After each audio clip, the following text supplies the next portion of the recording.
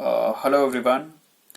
In the last lecture, we discussed Spivak's critique of Western philosophy.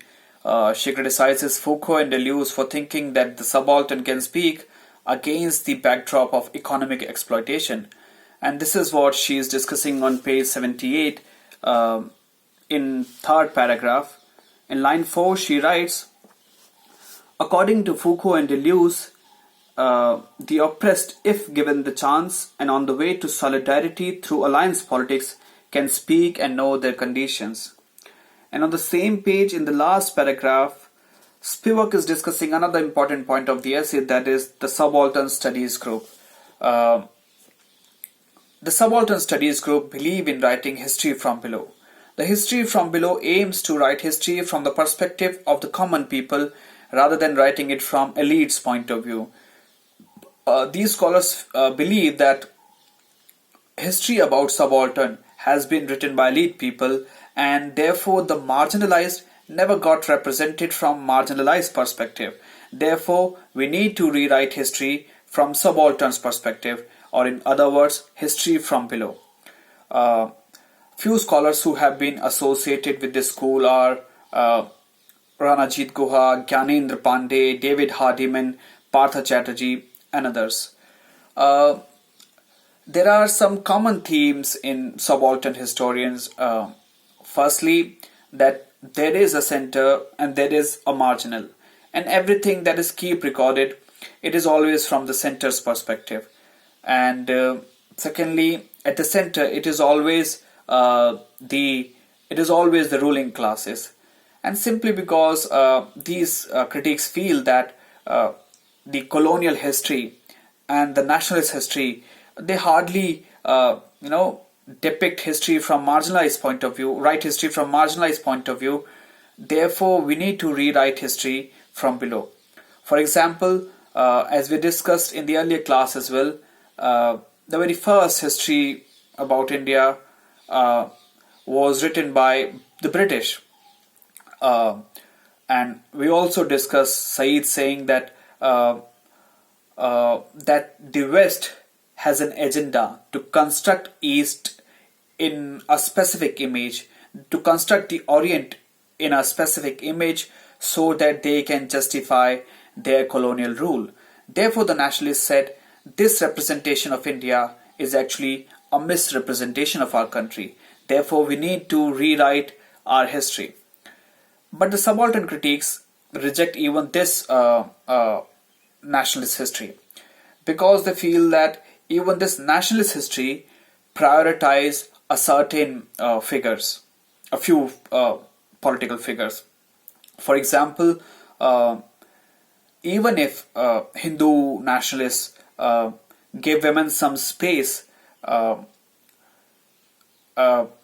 they acknowledge their contribution in Indian freedom struggle, they only give space to upper caste Hindu women. They hardly depict or acknowledge the contribution of women belonging to lower strata of the society. Therefore, they think that we need to rewrite history from the marginalized perspective. For example, Ranajit Guha, in his book Subaltern Studies, Writings on South Asian History and Society, Subaltern Studies, Writing on South Asian History and Society, Volume 1, he writes that the nationalist history itself becomes oppressive and it revolves around a few political figures. And this is what Spivak is saying on page 79 at the top.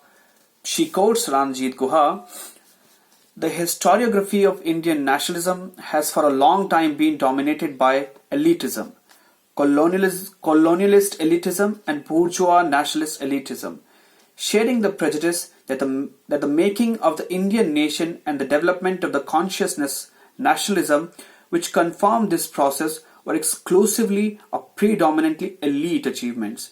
In the colonialist and neo-colonialist historiographies, these achievements are credited to British colonial rulers, administrators, policies, institutions and culture, while in the nationalist and neo-nationalist writings to Indian elite personalities, institutions, activities and ideas." But Spivak has a problem with even with the subaltern school critiques. Her problem is that when these critiques, she feels that when these critiques write, they think that they have completely understood subaltern's problem and their voice is the final voice, is the authentic voice about them. But simply because these people do not belong to that subaltern class, or they do not have subaltern's experience, therefore we need to take even their writings with a pinch of salt. The point is, Spivak thinks that every representation is a misrepresentation. A picture, no matter how perfect it is not the thing it represents. And apart from Spivak, there is a larger canon where this issue is discussed, where the loyalties of post-colonial studies are interrogated. Azaz Ahmad, according to Azaz Ahmad, most of the post-colonial studies are taught in USA or first world countries. While actually post-colonial studies or subaltern studies, these are primarily about third world countries, and it was the first world countries who dominated and conquered the third world nations. Therefore, he asked, why will the first world nations allow the subaltern to speak in their nation? And hence, it could be seen as the appropriation of such studies. According to Azaz Ahmad, the pity is that those who are talking about subalterns have themselves settled in USA. Although they claim to write about subaltern, but in other words, they have become elites. They write about subalterns, but they derive huge money from first world countries. And the question which arises is that the first world countries who are giving these scholars every privilege, why will they allow these writers to write about, to criticize themselves or the first world countries? And these critics, for example, Saeed, Bhabha and Spivak herself, they have settled in USA. And according to Ahmad, these people live in their ivory towers. They come outside merely to deliver lectures in these institutions, in first world institutions, and just to derive more money. So in a way, they have become elites and they are writing about subalterns from a privileged point of view. And this is what Spivak says on page 82. In the second paragraph, the last two lines, Spivak writes, the post-colonial intellectuals learn that their privilege is their loss. In this, they are a paradigm of the intellectual. But the same thing can be said about Spivak. She is talking about poor women and writing about third world subaltern people, and yet she is enjoying all the privileges given to her by first world countries. Now, Spivak also criticizes Marxism from a feminist point of view. On page 82, in the last paragraph, she writes, within the effaced itinerary of the subaltern subject, the track of sexual difference is doubly effaced. The question is not of female participation in insurgency or the ground rules of the sexual division of labor, for both of which there is evidence. It is rather that both as object of colonialist historiography and as subject of insurgency, the ideological construction of gender keeps the male dominant. If, in the context of colonial production, the subaltern has no history and cannot speak, the subaltern as female is even more deeply in shadow. The point is, Spivak points out the basic flaw in Marxism of ignoring women's question. Himself being a champion of oppressed, Marx never made a distinction between the sufferings of men and sufferings of women. He talked about men in general as if women didn't matter. Some Marxist feminists believe that Marxism is patriarchal because it believes that women too will get equality with the success of Marxism. While this is not the case, these Marxist feminists also argue that even if a Marxist dream comes true, that is of a classless society, women of the society will still be subordinated because Marx never counted the extra labor of women. For example, if a man and a woman or a husband and wife, they work in a factory, but when they go to their home, in their home, the woman is doing extra household work, and this has not been acknowledged by Marxism, and therefore the woman does not have her agency there. But this is the case about a normal woman. What about those women who belong to Dalit community or those who are prostitutes? They are doubly subordinated in our society. Therefore, in the last line of on page 82, 83, on page 83, she writes that if in the context of colonial production, the subaltern has no history and cannot speak, the subaltern as female is even more deeply in shadow. In answering the question, can the subaltern speak, Spivak later in the essay gives the example of Sati. In 1987, a case of Sati took place in which a woman named Roopkava was allegedly immolated by some people or her relatives after her husband's death. And Spivak, in the light of this case, tries to answer the plight of subaltern. A lot of respect is attached to this concept of Sati. She is considered as goddess, or people advocate as if these women, Sati, they possess the power of to curse and bless people. In this case, Sati is a figure which is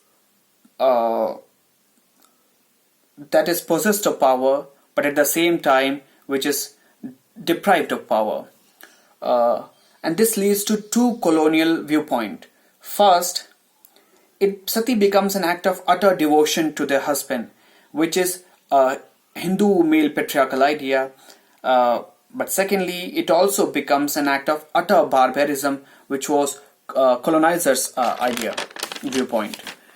But later, the British split in two viewpoints. Firstly, to prevent Sati from happening, and secondly, they adopted the policy of non-interference because the Hindus were majority in the society, in Indian society, and they were in power as well. And clearly, they didn't want any interference. So, consequently, the British created difference between two forms of Sati. First, good Sati, those women who are committing Sati out of their own choice, and secondly, bad Sati, who are forced to do so. But here lies the irony of Sati, because what is taken as free choice by women is actually not their free choice. It is, on the one hand, the colonizer, and on the other hand, the Hindu male patriarchy. They are speaking on behalf of the woman, while the woman actually is silent. She is not speaking. Therefore, in answering the question, can the subaltern speak, Spivak says, no, the subaltern cannot speak. And if we pose another question, can somebody write about subaltern?